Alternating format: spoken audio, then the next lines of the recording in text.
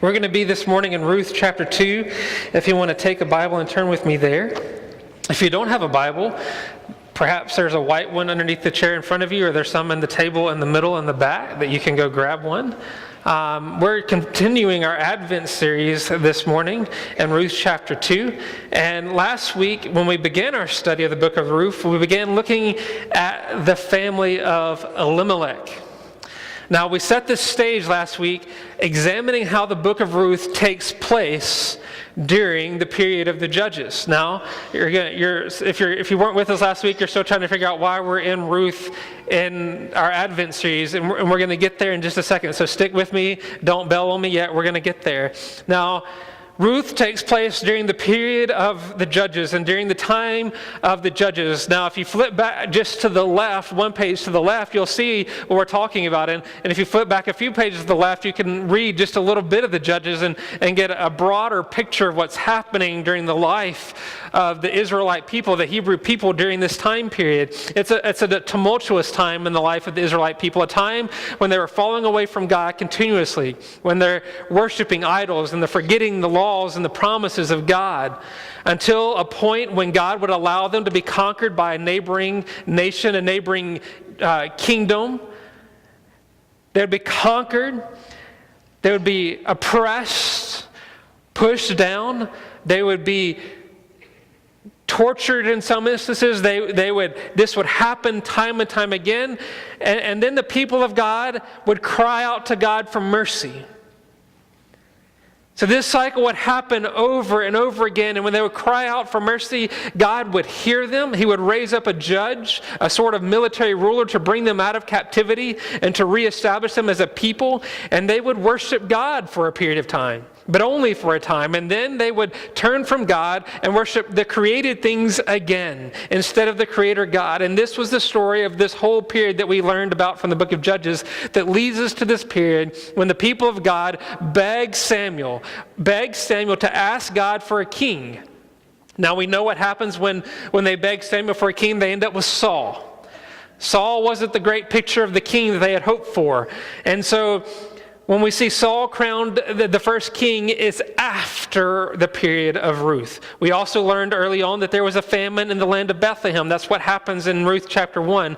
Now, what's ironic about this, if we remember from our study last week, is that Bethlehem literally means the city of bread. And so Elimelech, whose name means God is king, Elimelech leaves the city of bread to go seek provision for his family. He travels to the Moabite land. He leaves there, going to Moab, seeking provision for his people. Now, if we remember just briefly that Elimelech, name means God is king, leaves the city of bread to go find provision for his people. Now, sidetrack just for a moment. Remember this.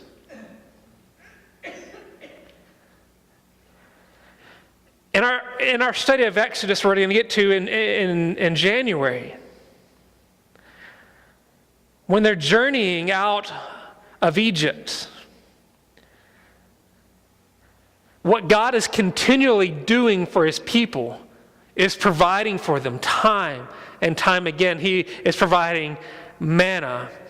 It's literally raining out of the sky. He's providing water for them. He's providing everything they need to survive. Even in their grumbling, when they say it would be better to be back in Egypt in captivity, because at least we would know when God is sitting here saying it's raining bread. You know what I'm saying? It's raining bread. For a good Southern boy like me, it'd be like it's raining fried chicken. What is your complaint? You know, it's like Chick-fil-A just coming down at you. You know, what's the problem here? I mean, that's what's happening here in this moment.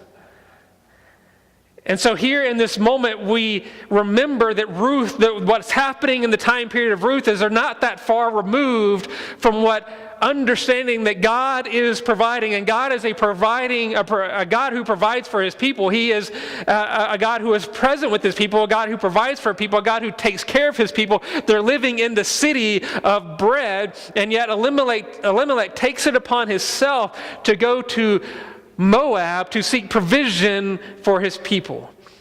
during this time of famine, instead of sticking it out, trusting God, trusting God's provision. Now, what's interesting is, and what we need to remember as we dive into chapter 2, is that Moab is not an ally of Israel, but actually a bitter enemy of Israel, because they are people who worship idols, a people who are known for their debauchery, a people known for prostitution, a people who are known for bringing death to 24,000 Israelite people. When we look at the book of Numbers, for the debauchery and the prostitution they brought into the Israelite people, a people who are born out of deception and lust from the line of Lot. And yet here Elimelech thinks it's a good idea to go and provide from his family amidst a cursed, idol-worshiping people, leaving behind the people of God, leaving behind the temple of God, and being obedient to God and sticking it out through the judgment. Instead of doing it, instead of sticking it out, instead of enduring the famine, he decides it's better to go hang out with these cursed people than to be obedient to God. While in Moab, Elimelech is the first to die. And sometime after that, during their years there, Mahlon and Chilion, the children, the sons, both marry Moabite women. And then both Mahlon and Chilion die. So major point number 2 that we learned last week was they went to Moab to seek provision for their family, and the family dies. Okay, that's a categorical failure if we're trying to judge what's going on here. If you're trying to seek provision for your family and you take your family somewhere and they all die, you don't need to provide for them anymore, right?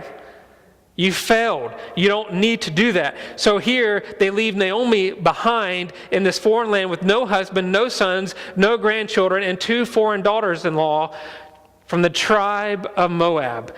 Just to sum it up, the story of Naomi here is that God is showing favor to her people in Bethlehem and has lifted the famine as she prepares to go home at the end of chapter 1. And she turns to her daughters-in-law and she releases them from their covenant to the family and gives them permission to return to their family. And she says, go back home. Go back to your family at the end of chapter 1. Go back to your gods, because I am too old to have any more children. And even if I were to get married right now, would you wait to marry my sons?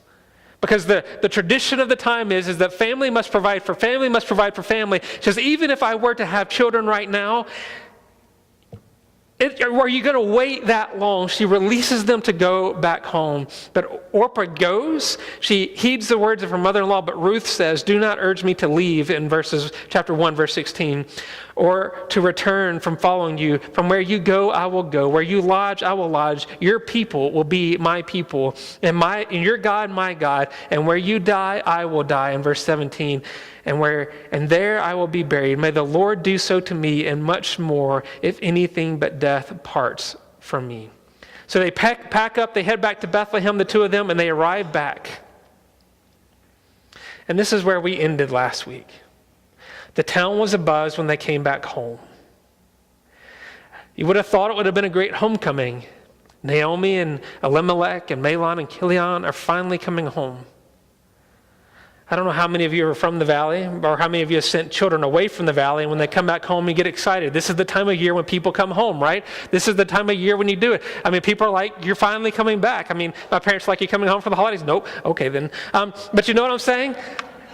People get excited about that kind of thing. You get excited when your children and your grandchildren come home, or you get excited about that. You want to hear the stories, and even people in town, they want to see what happened. You know, people are shocked when this kid right here ended up in ministry. I mean, I was the kid who got in trouble. I mean, I told you the story time and time. I was the rebel child. Like, you're doing what now? Are you sure? Like, really? But people in town get excited when they get to see people they sent off come back home. And so here, the town is abuzz. They hear that Naomi, who's been gone for at least 10 plus years, is coming back home. And surely Mahlon and Chilion and Elimelech are coming back, and let's see the grandchildren that she's bringing back. Let's see that kind of, but what happens when this scene unfolds at the end of chapter 1 is they come home, and it's Naomi, and it's a Moabite woman, and there's nobody else. And what we see happen at the end of chapter 1 is they start talking to her, and she says, don't call me Naomi anymore, which means beautiful and peaceful. She says, call me Mara, which means bitter. Okay? Call me Mara, which means bitter. For she says, I went away full and the Lord has brought me back empty. Naomi's heart and focus are completely clouded in this moment. She's completely lost. She's completely broken by what's happened. Her husband has led her off into Moab. Her sons married these Moabite women. She's lost her husband. She's lost her son. She's going back, and everybody's excited to see her coming back into town. They want to hear the stories about what it was like in the other country. They want to hear about her grandchildren. They want to hear about what's going on. And she says, don't call me Naomi. I'm not beautiful. I'm not peaceful anymore. I'm bitter. So as we look into chapter 2, as we get into chapter 2, this is the scene that's been set, right? This is the scene that's been set as we have a bitter woman who is coming into this scene, and we're going to see this story unfold with Ruth, who's trailing on behind saying, I am here with you till death, and even when you die, I am going to be here. Your people are now my people. Your God is now my God. I'm not going back. I'm all in here. And so our major point that we camped out on, our major point that I hope you took home with you last week, is that God ordains tragedy to set the stage for triumph, right? That's the point that we're dwelling on for this whole Advent series, is God ordains tragedy to set the stage for triumph. And as we look at chapter 2, we see bitter, her name is literally bitter, coming back with Ruth, a Moabite woman who is an outcast, because the last time the Moabites were around, 24,000 people died. And so you see bitter with death. I mean, if you really want to put this in perspective, you see bitter with death coming into town, and you're like, oh, not the homecoming you were thinking about. And so this is the scene that we have set as we come into Ruth chapter 2, and you're like, man, this is going to be a great Christmas series. It's going to get real good real quick. Remember, this is the greatest love story in the whole Bible. You know, this is that plot twist right there in the middle. You know what I'm saying? On those Hallmark Channel movies that are terrible, that never make sense. This is that plot twist right there in chapter 2. So beginning in Ruth chapter 2, beginning in verse 1, it says, Now Naomi had a relative of her husband's, a worthy man of the clan of Elimelech, whose name was Boaz. And Ruth the Moabite said to Naomi, Let me go to the field and glean among the ears of grain after him, in whose sight I shall find favor. And she said to her, Go, my daughter. So she set out and went and gleaned in the field after the reapers, and she happened to come to part of the field belonging to Boaz, who was of the clan Elimelech. So, we set the scene. Chapter 2, verse 1, Naomi has just come back into town. She says she has nothing. There is no redeemer. She's told Ruth and Orpah to go back home because there's going to be nothing left for them. There's going to be no way to provide. In chapter 2, verse 1, Naomi had a relative of her husband that just so happened, right? That Naomi happened to have a relative of her husband's, notice this, a worthy man. You women are like, this is going to be good. Like y'all are like on the movie night, the husband's like got the remote and you're like, put that down if you want dinner the rest of the week. Like, this is going to be a good story. A worthy man of the clan of Elimelech, whose name was Boaz. And now you're really keyed in. Boaz, that's a good name, right? I mean, when you're looking for a good man, I'm sure y'all like Boaz. That sounds strong, right? You're like, that's a beefy looking name there. Boaz. A worthy man. Now, worthy, we're going to get to this a little bit later. Worthy means, and when you translate it, some of your translations are going to go into a little bit more depth here just when you look at your translation here. Worthy means, it means a man who is good with money, a man who probably is wealthy. It also means a man who is a man of war, a man who is strong. So that word translated from the original language to today has three different meanings. A man who is probably wealthy, a man who is a man of war, and a man who is strong. Now, all the single ladies are clued in right here, right? Stick with me on this sermon. You're there. You're thinking, this is going to be good. And think about this. As this starts to unfold, you're like, this is going to be the perfect scene, because here you have this widowed Ruth who is still young, and you have Naomi who is just bitter. right? She thought we had nothing going on, and all of a sudden this picture starts to come in. It just so, some of your Bibles probably say, and it just so happened, right? That's probably what some of the translations say. It doesn't just so happen, right? You know what I'm saying? God doesn't do coincidence, right? God is something we call sovereign, meaning the whole thing is rigged. You know, we've been saying that since Genesis.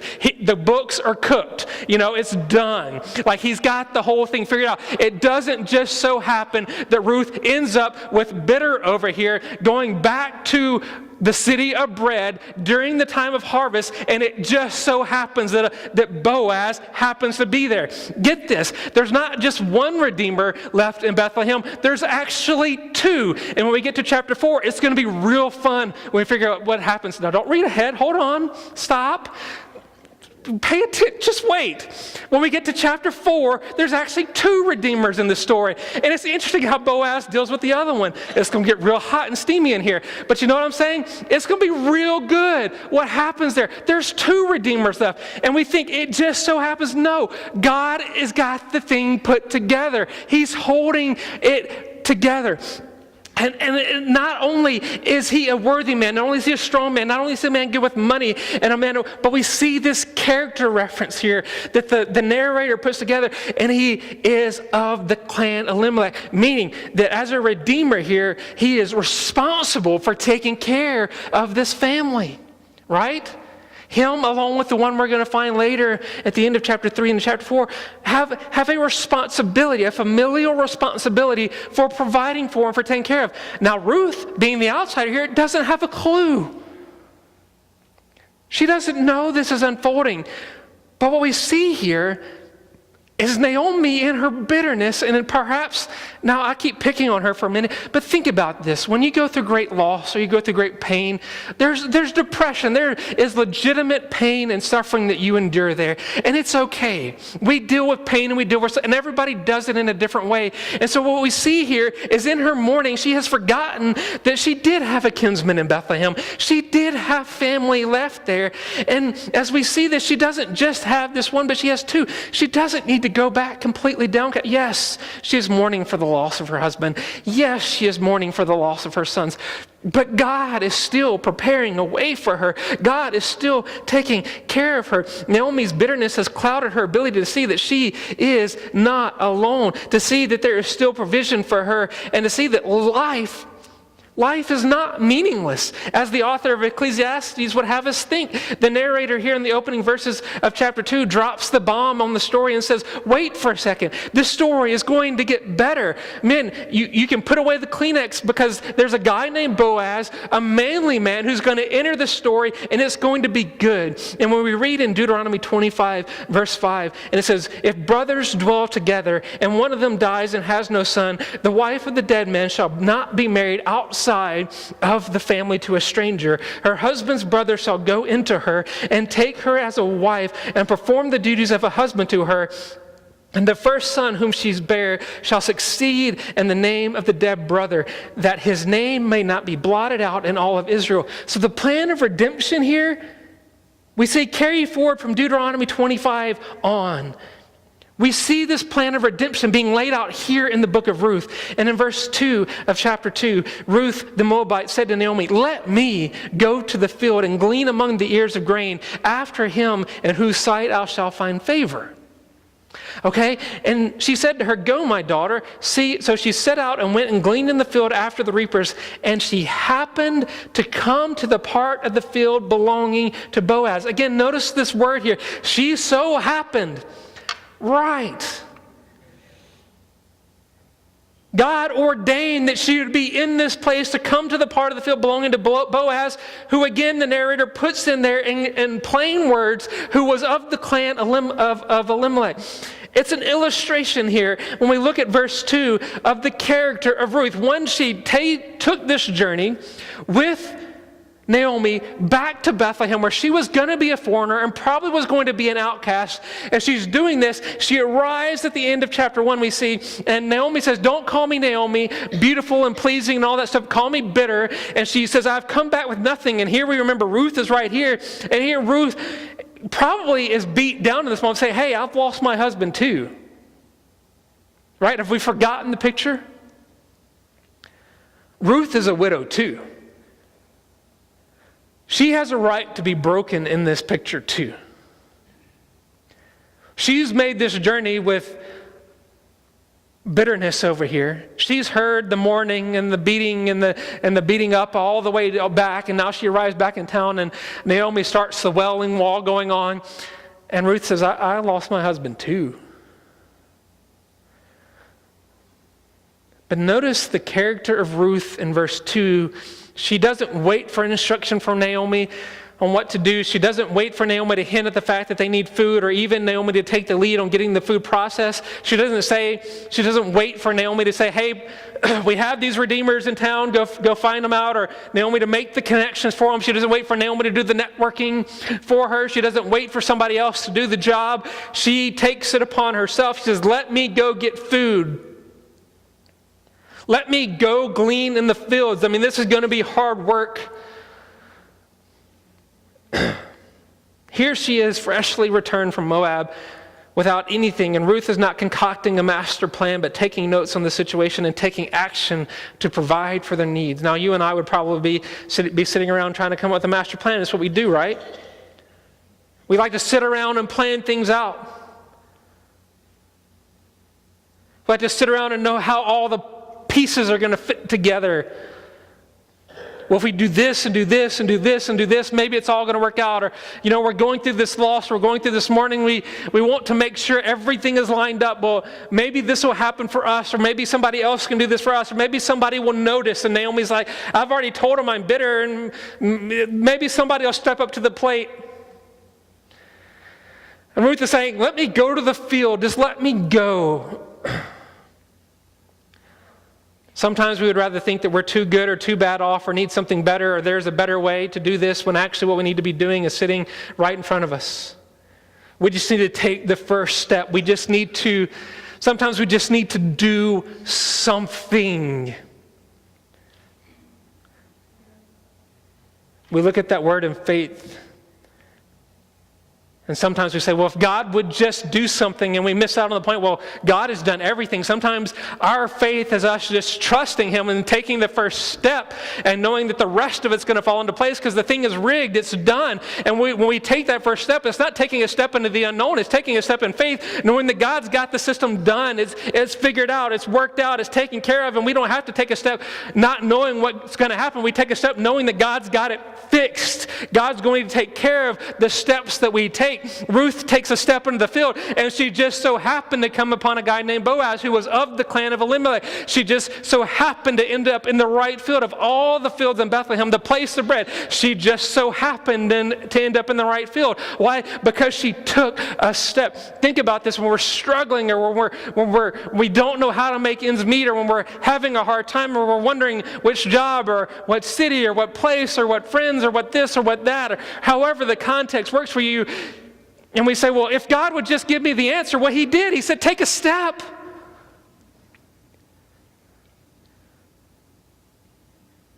If it was known, it wouldn't be faith. That's how the New Testament authors put it.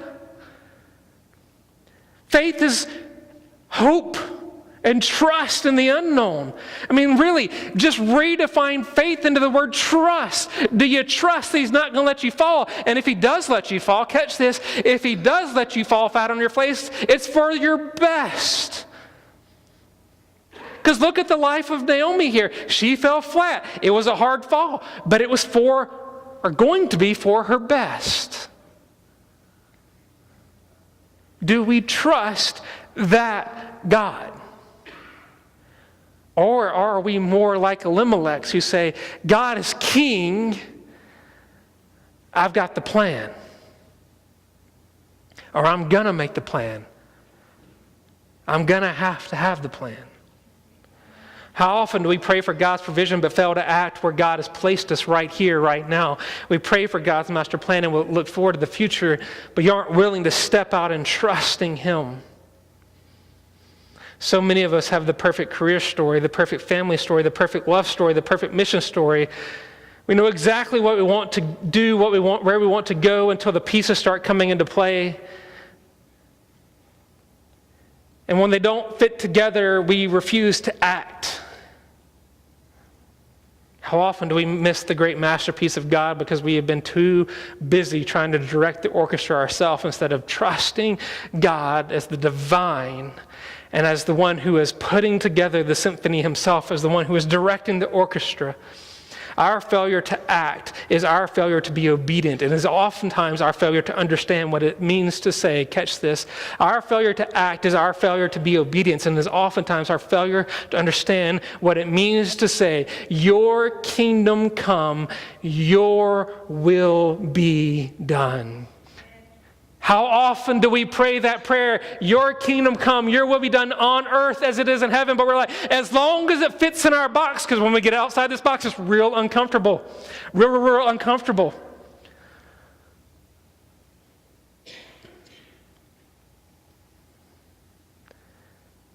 Think about that for a minute.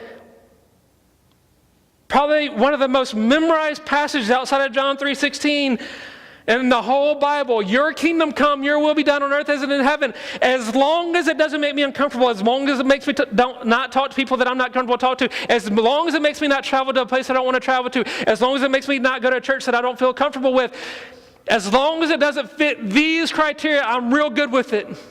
But as long as it fits all these criteria, I'm right there with you, God. I got this. And then we get to define the terms of God. Remember, we go back to Matthew chapter 8, what we were talking about last week, and Jesus says, follow me. And then we start laying out the reasons, let me go bury my dead, or let me do this, or let me do this. He says, no, follow me. We don't get to set the boundaries or the presuppositions on which we get to follow God. He says, two words, follow me. Take the step. Matthew 9, he said to his disciples, the harvest is plentiful, the laborers are few, therefore pray earnestly to the Lord of the harvest to send out laborers into the harvest. At some point that might mean we have to admit we're not in control of this life.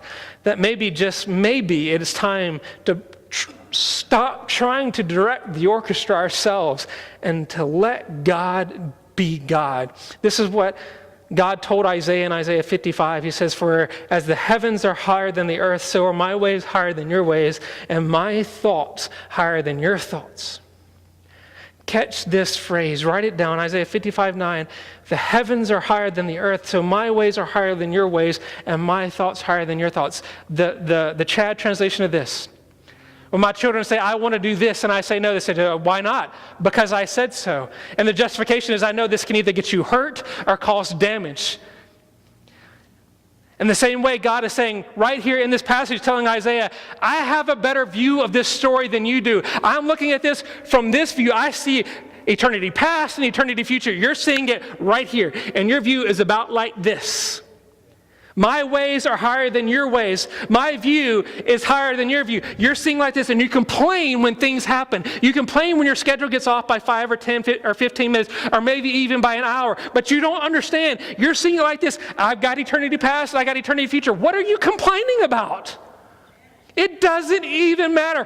Do you realize time is not relevant? He's got the thing figured out.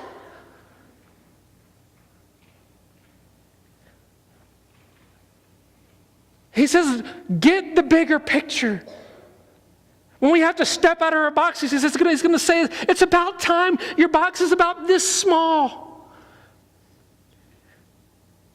And my view is about like this. It's for your good. It's for the betterment of the people I have put you around, not for others. And remember this, we don't have to know the conclusion. We don't have to know the whole story. When we're struggling in bitterness, we're struggling in sorrow or in pain, this is not our license to step back and to say, woe is me, but rather to step forward and remember that in our moments of bitterness, in our moments of sorrow, in our moments of greatest tragedy, God is setting the stage for even greater triumph. Let us be victors. But not victors in ourselves. Let us be victors in Him. When we see here, Ruth is faithful. She goes to work. The providence of God is as full. Not only is she able to go out and glean in the fields, but she comes upon a field of the clan. Verse 4, and behold, Boaz came from Bethlehem, and he said to the reapers, the Lord be with you. And they answered, the Lord bless you. Then Boaz said to this young man who was in charge of the reapers, whose young woman is this? And the servant who was in charge of the reapers answered, she is the young Moabite woman who came back with Naomi from the country of Moab. And she said, please let me glean and gather among the sheaves after the reapers. So she came, and she has continued from early morning until now, except for a short rest. So Boaz comes onto the scene here in these verses, and his character is demonstrated here as his first words you hear from him are greeting, the Lord be with you. And they answered, the Lord bless you. And you say, well, this is just a small little phrase here. No, it's not. This is literally, when we look at the translation here, he's literally leading his people into worship. I mean, they're having worship service out in the field here. This is not just a passing phrase that the narrator is just dropping us a hint in. Sure, it's about character, but it's about worshiping God. Think about this for a minute. If you own a business, if you work in a business, or you supervise people, this is how he greets his people. The Lord be with you. Literally, let's worship God together. Remember what we've been talking about for a long time here at Booklift is the main thing is worshiping. And he walks out in the field, he says, the Lord be with you. Boaz is a man of the word, a man who is worshiping, a man who is desiring that even his workers in the fields are worshiping. This is not a tertiary issue. This isn't a secondary thing. This is the main thing. And he's leading his people to do that. People who have responsibilities over business, God didn't give you that responsibility to have money or to have a business or to do other things. He gave us that responsibility to lead other people in worship. People who are supervisors and or any other thing who have direct supervision over people. He didn't give us that so that we would have a position of power, but so that we would lead people in worship. Worship doesn't just happen from this point back. It happens from this point forward. Because we are the worship leaders. All of us in this room, all of these 5,526 square feet, anybody who's in here should be a worship leader when they leave this room. That's what God has placed us in and placed us here for. It doesn't just happen from here back. That's what we see in the life of Boaz. Now, as we move on, Boaz recognizes there's somebody who's different in our field. Who is this foreigner in the field? Now we can assume he could have just seen her in passing, but the foreman responds to Boaz and tells him that this is the Moabite woman that came back with Naomi. But he doesn't just stop there. He goes on to point out the character to Boaz as one who did not assume that she could just come into the fields and glean, but even though the law provided for it in Deuteronomy 24:19, she asked. And then she worked hard because she worked continuously except for a small break.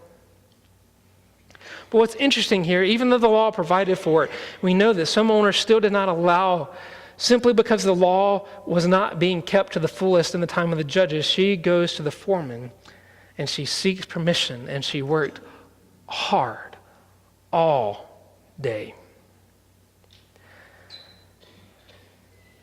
Think about this for a moment and context to us. Some of you may wonder, if you haven't been with us for a long time, why we take a benevolence offering when we do the Lord's Supper on the first Sunday of every month. This is why. We don't take out of the leftovers, we take out of the first. Here it's the first of the harvest, and they're taking, and what's there, they're leaving so that those who are in need can have. It's part of the tithe that we see commanded in the law in Deuteronomy 24. And even then, some owners didn't do it or didn't allow for it to happen. Why? Because they were ignoring the law. This is why we do it. We do it to take care, to provide for those in need. We do it because it's what God asks of us. To provide for our family, provide for those who are less fortunate, so that none would be left without. Here, Boaz is not really doing anything supernatural. Catch this. He's not a superhero in this story. He's nothing great and wonderful, but rather he's being faithful to God. Boaz sets the example. He is a faithful business owner. He is leading his employees to worship. He is giving it back to the Lord. He is tithing by leaving grain so that those can be gleaned by those who might have need. He is not supernatural. He is faithful. He is trustworthy. He is worshiping God. Men, again, as we talked about last Sunday, as we talk about today, let us take notice here as we lead, as we worship, as we hold back. Boaz is never found wanting in the description of Boaz. he is a man who is worthy, a man who is wise, is what we saw in verse 1. A man who was translated to be wealthy, strong, man of war. What we know is this is Boaz is a man who God has blessed with the ability to make money, but not for the purpose of having money, but for the purpose of using money. Catch that. God has blessed him for the purpose, with the ability to make money, but not for the purpose of having money, but for the purpose of using money. Do we understand the differences there? There's a difference between having money and using money, because we can have money and we can hoard it and we can think we can build up these riches, and Jesus talks about that greatly. Or we can make money, we can use money for the kingdom of heaven day in and day out. We can use it for the furtherance of the gospel, and that's what we see Boaz is doing here in the life of Ruth. Boaz is giving, he's leaving, he's providing for those over and over again. Boaz is a man of character. Verse 8, Boaz said to Ruth, "Now listen, my daughter, do not go to glean in another field or leave this one, but keep close to my young men, or my young women. Let your eyes be on the field that they are reaping and go after them. Have I not charged the young men not to touch you? And when you are thirsty, go to the vessels and drink what the young men have drawn." Here Boaz makes some pretty strong cultural statements. He wants her to stay in the field. Do not leave the field. Boaz is wanting her to return. We must remember the culture of the time. Here Ruth is the outsider, the Moabite, and yet Boaz is not worried about what the neighbors are going to say. Think about that for a moment. She's a Moabite. It hasn't changed since the beginning of chapter 2. If she keeps showing up at his field, eventually the neighbors are going to start to talk. Right? Remember, these weren't the people who were loving God real well. That's what Judges is all about. These weren't the people who are real good with not judging people or about not gossiping. That's what Judges is all about. But Boaz tells Ruth, come back to this field. Stay close to the young women. I've told the men not to touch you. And even when you get thirsty, drink from the pots that the men have gathered water from. Come back here. It's not about his reputation. It's not about his perception among the neighbors. It's not about his perception in town. It's about him taking care and providing for her.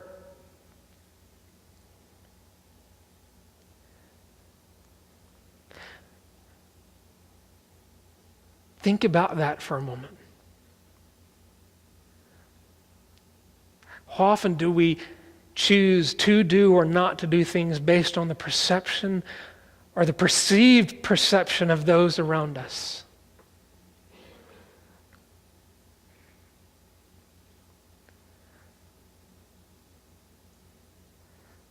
There are children here, so we're not going to be derogatory, but you can think of Ruth in the most derogatory of terms in that culture, and you would not be far off.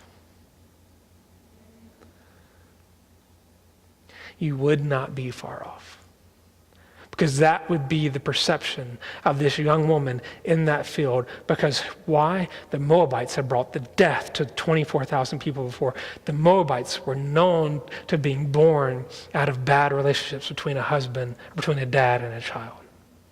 So when you think of Ruth, it's not a stretch to think of the most derogatory way possible and say that's the picture you see. But notice Boaz here, he says, come back. And come back, and we're going to take care of you. Stick close to my young women who are taking care of this field. Drink from the pots. I'm not worried about what people say is clean and unclean. When you get thirsty, there's water. The gospel covers perceptions. The gospel covers nationalities. The gospel covers race. The gospel covers all darkness and all pain and all suffering. The gospel covers any mentality and any race and any brokenness and past that you bring with you. And that's what we see coming from Boaz. If we want to know, if you're here this morning and you want to know what the gospel is, this is the gospel. The gospel says, I look at you, I see you, I know you, and it does not matter. Come back for some more and get enough. Get more than enough, because it doesn't matter. You are welcome here.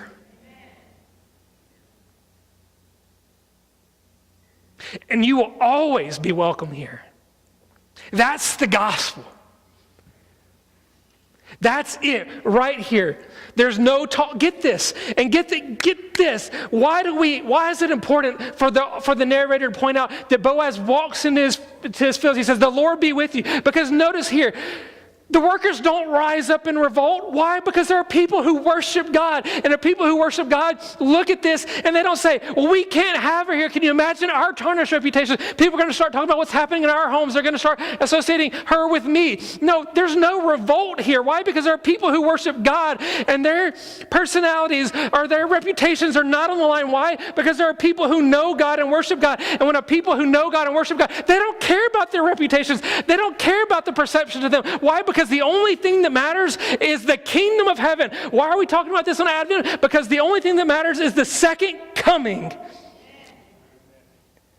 And what people think about us between now and then doesn't matter if we're focused on worshiping God and looking forward to that. It's all just minute details. We're looking at this small thing and God says, I've got it.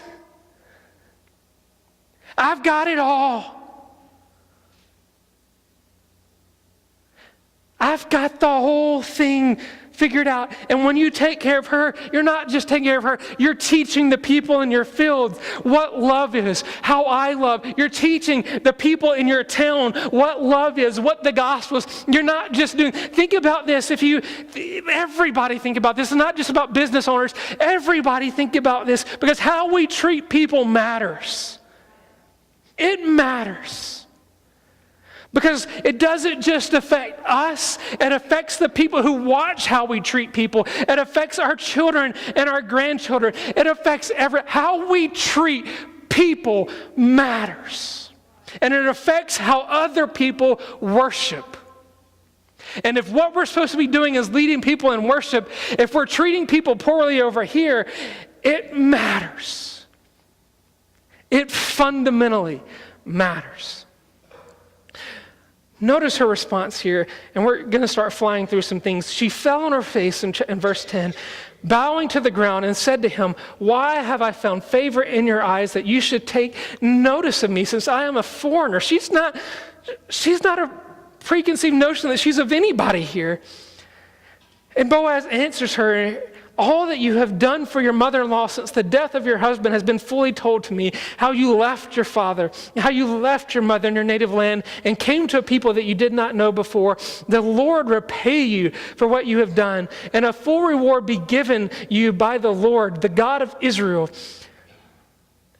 A full reward be given you by the Lord, the God of Israel, under whose wings you have come to take refuge." Underline that. Then she said, "I have found favor in your eyes, my Lord, for you have comforted me and spoken kindly to your servant, though I am not one of your servants."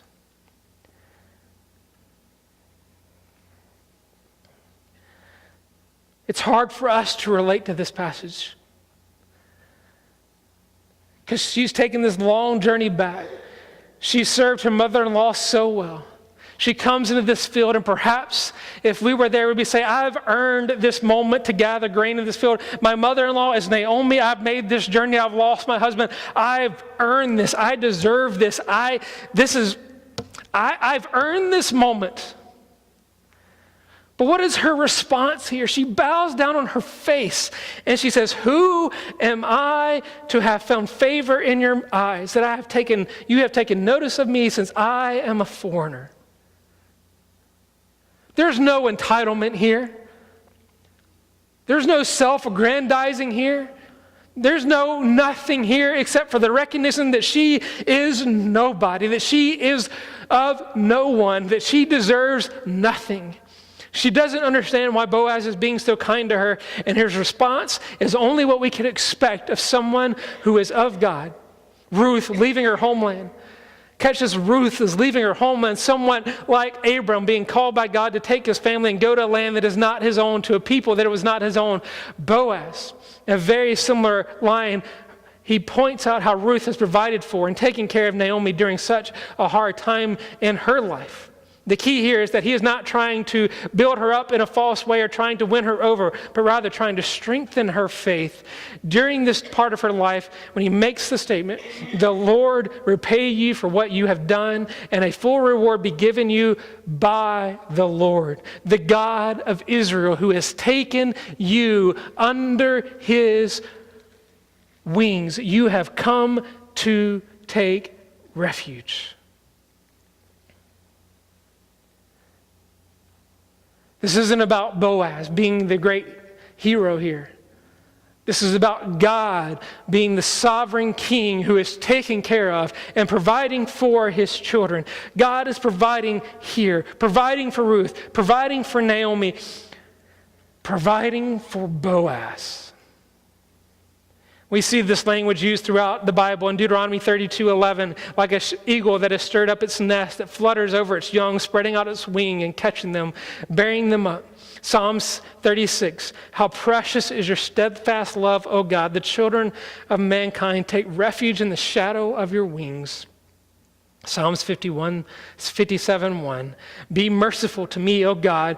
Be merciful to me, for in you my soul takes refuge. In the shadow of your wings I will take refuge till the storms of destruction pass by.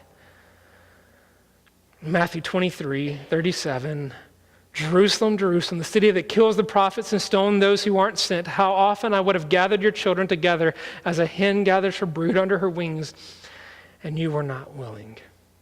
We have this picture of an eagle wrapping their wings over their young.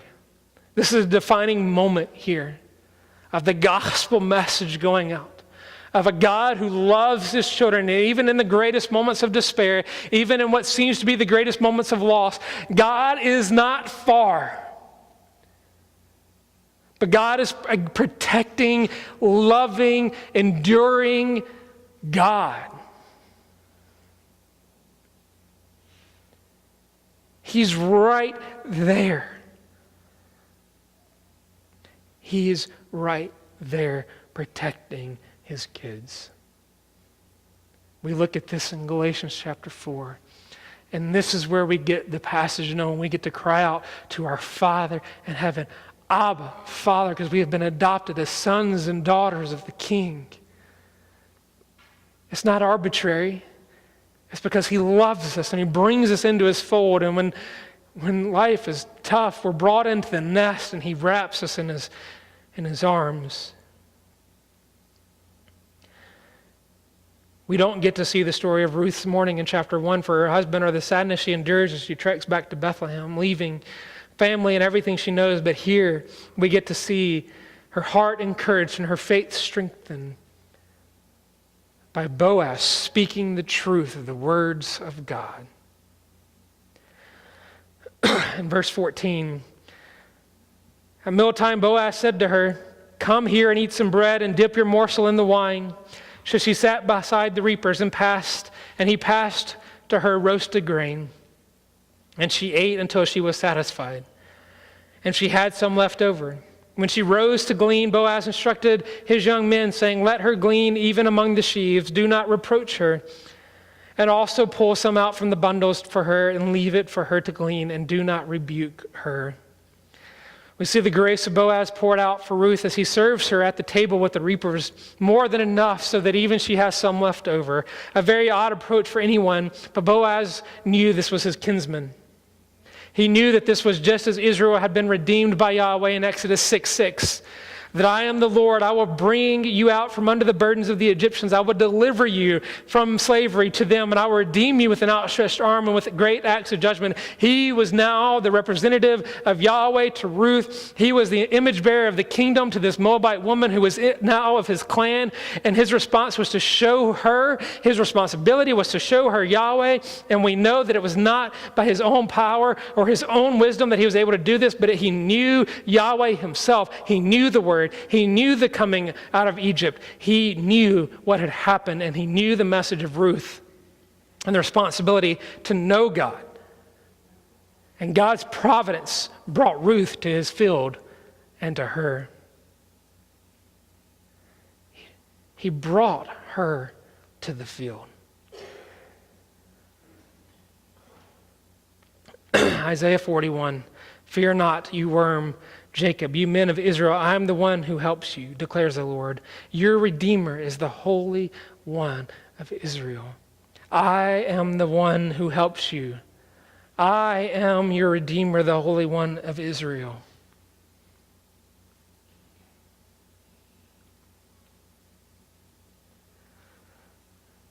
It's there. It's there for us to grasp.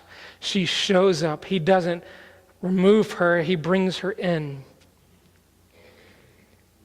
This is a great feast of a moment. This is a great feast for her to come to the table, this outsider, this outcast, brought into the table and able to eat with as much as she would want until there's some left over. He takes care of her. He shows her a picture of the kingdom of heaven where there's going to be more than enough. And in verse 17, so she gleaned in the field until evening, and she beat out what she had gleaned, and it was about an ephah of barley. And she took it up and went into the city, and her mother-in-law saw what she had gleaned, and she also brought out and gave her what food she had left over after being satisfied. Okay, an ephah of barley, it's a lot, okay? That's just a lot. It's often confused about how much it actually is, but it comes down to somewhere between 30 and 50 pounds. She comes home between 30 and 50 pounds of barley from one day's work. The average work day for a male in a field would be somewhere between 2 to 3 pounds.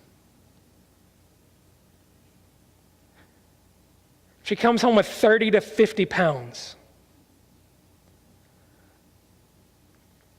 A very productive day for just getting up and asking Naomi permission to go to the fields, wouldn't you say? For not sitting around wondering if anything was going to happen. God's hand was on her greatly that day, and the abundance of provision shows when she goes home. Verse 19, let's see how this unfolds. Naomi says to her, "Where did you glean today? Where have you worked? Blessed be the man who took notice of you." So she said to her mother-in-law with whom she had worked and said, "The man's name with whom I work today is Boaz." And Naomi said to her daughter-in-law, "May he be blessed by the Lord, whose kindness has not forsaken the living or the dead." Naomi said to her, "The man is a close relative of ours, one of our redeemers."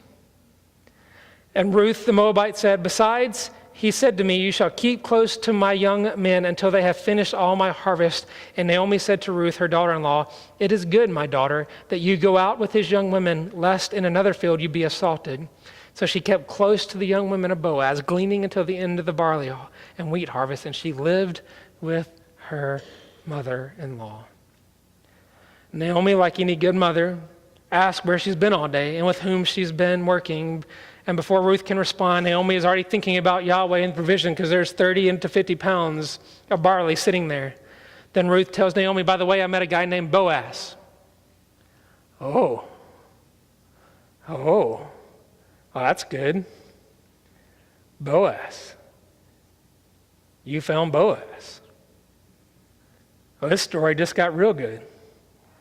Naomi, who went from being bitterness, probably sitting around the house selling all day, well, this just got to be real, real good.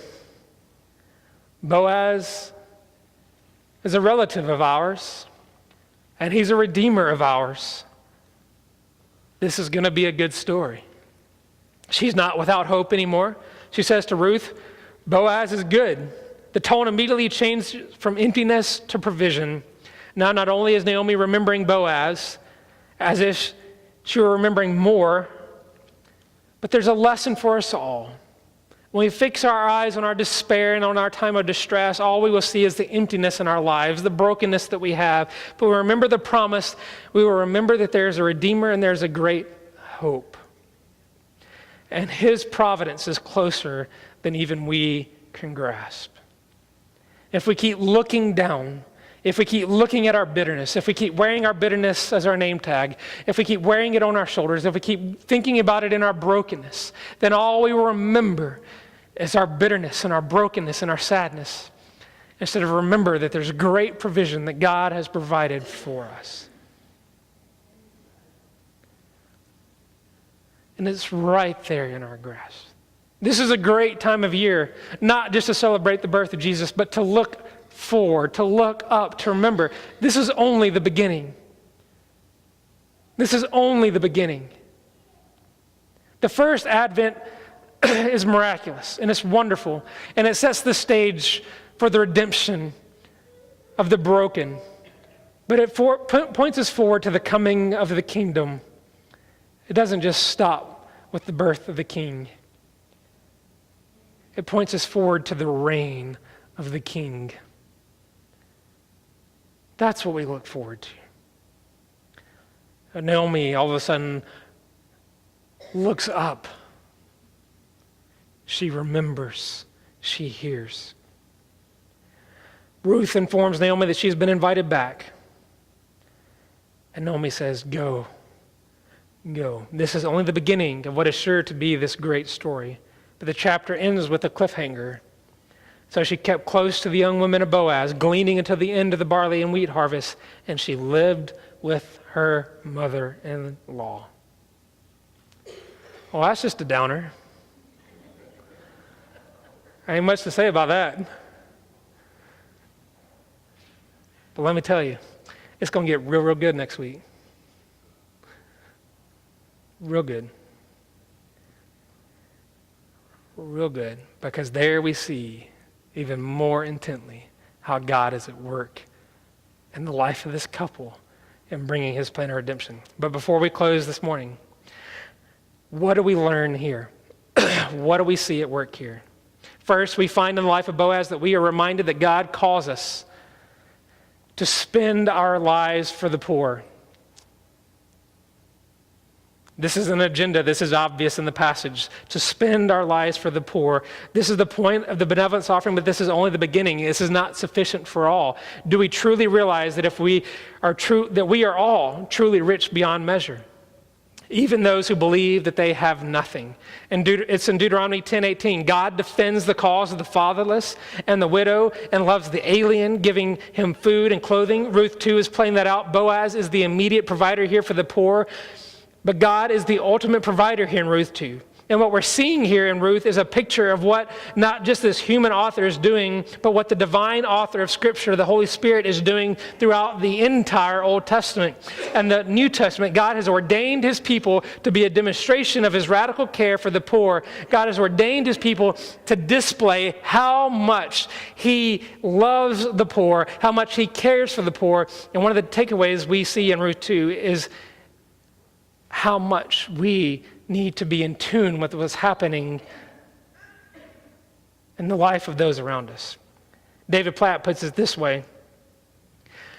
As people look at our lives, individually, our families are all across this room. As we read our story, observe our story, do people walk away from our story saying, God has great care and compassion for the poor? Think about it. In this room, there are literally millions upon millions. Cars, clothes, stuff, houses. Alone, in this room, there are millions of dollars represented. And then, in South Asia, there are people living on less than $2 a day. Half the world living on less than $2 a day. There are 16,000 children who have breathed their last today because no one gave them a meal. There's a state where people live with no plumbing and little food. We're a society where in this culture, right around here, there's the average master bathroom is larger than the slums where whole families live in India. And it begs the question, are we a visible demonstration of the God who cares for the poor and who loves the outcast? Think about it.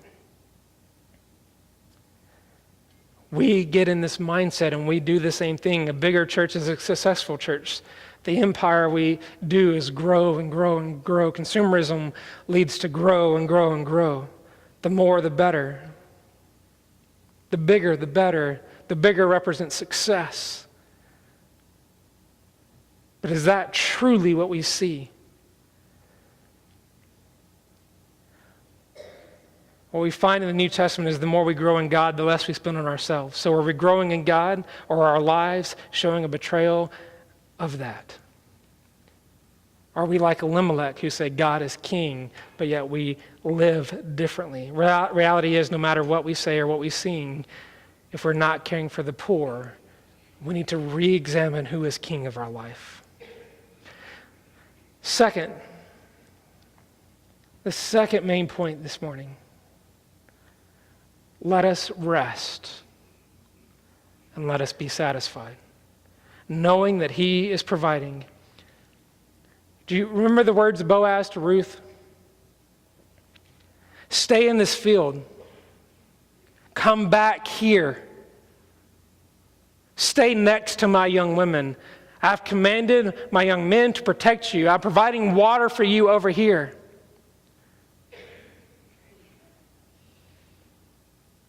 Stay here. Let us not chase the pleasures of the world thinking we can have it better, we can do it better. What if we go over here and just try it out for a moment? Have you ever watched the show Shark Tank? Any fans in here? No? Okay. It's a fun show. Anyway, they give up here and they display a product or a company. And then they take bids. They get $10 million from this guy, $100,000 from this guy. Anyway, they get a great offer. But they want to see what everybody else has to offer. What Boaz is saying here is stay here. Don't go looking for a better offer. Don't go looking for something better in this world. Stay right here. That's the message for us this morning. Let us rest and be satisfied knowing that God is providing. We don't need all the trappings of the world. We don't need to be what we just talked about. We don't need to be the biggest and the best. We need to be satisfied knowing that God is providing for us right where we are right now. We don't need to be it. We need to know him and let him be it.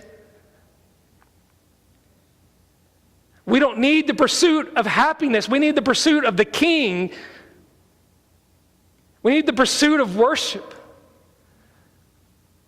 We need to be content and to be satisfied. We need to trust, be faithful. When the world is hard, we don't need to run out, but we need to run in. Like the picture we see of the eagle's wings and lean into the chest of our Father, knowing that he is protecting, that he is redeeming the tragedy, and the triumph is already his. It's already his. He is redeeming our tragedies. Trust him. And finally, major point number 3.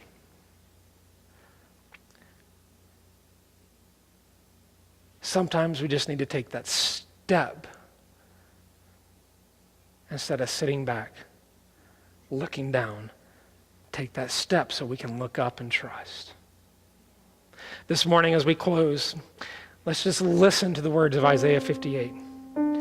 God speaking to his people, he says, "Is not this kind of fasting I have chosen, to loose the chains of injustice and untie the cords of the yoke, to set the oppressed free and break every yoke?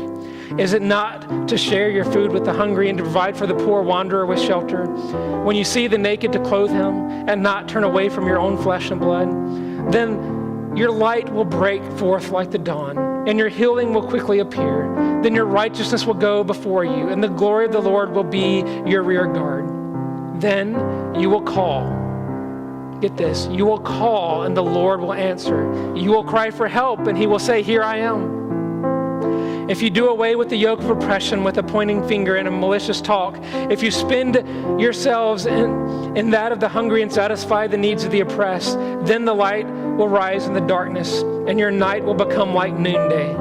The Lord will guide you always. The Lord will guide you always. He will satisfy your needs in a sun-scorched land and will strengthen your frame. You will be like a well-watered garden, like a spring whose waters never fail. That's a promise. It's not a perhaps. It's a guarantee. Why? Not because Chad said it, because God said it. And all of his promises come back with yes and amen. He never fails. This morning, if you're not a believer and you're here, hear the gospel. See the gospel in the life of Ruth. The gospel that provided for Ruth against all else, that provided for her love and care. If you're a believer this morning and you're struggling, maybe you're struggling with wondering what to do next. Maybe you're struggling because maybe you're not leading your life, your family, your business, anything else the way you should be. Repent this morning and be lifted up. You don't need to quit it. We just need to do it better.